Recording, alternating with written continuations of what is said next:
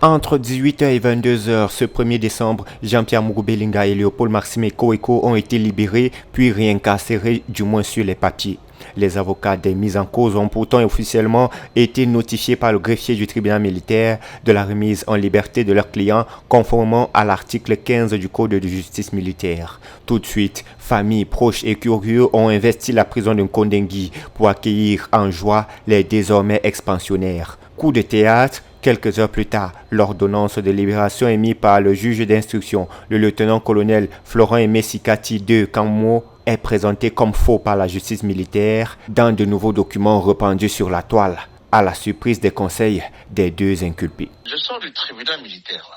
Elle est authentique à 100% et le chef de l'État a eu la copie de l'ordonnance. Depuis, nous sommes au tribunal pour demander la levée d'écrou. On nous dit qu'il y a des réunions, on a attendu 5 heures. Et puis, les documents circulent en disant que l'ordonnance serait un faux. C'est inacceptable. Si on nous demandait des analyses graphologiques, on va le faire. Parce que compte tenu de la probité de ce juge, nous pensons qu'il n'a pas pu faire ça. C'est la nouvelle piste du juge qui inquiète tout le monde. On ne veut pas que la vérité apparaisse. Un juge ne peut pas rétracter sa propre décision. C'est impossible. Sa décision peut éventuellement être réformée en cours d'appel. Sauf que dans ce cas-ci, il n'y a pas d'appel possible en matière de main levée de mandat. Ce n'est pas possible. Maître Charles Tungan dénonce, dit-il, une manipulation de la justice.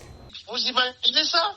C'est un scandale judiciaire et républicain. C'est une atteinte à l'indépendance de la justice. C'est une insulte à l'intelligence des enfants de ce pays. Il faut arrêter ça avant que ça dérape. Et on est encore dans la grosse manipulation. Et c'est pour ça que j'en ai appelé à l'arbitrage du président de la République, parce que c'est inacceptable.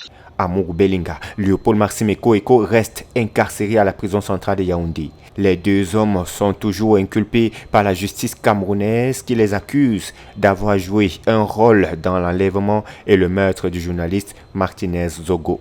Ils risquent la peine de mort.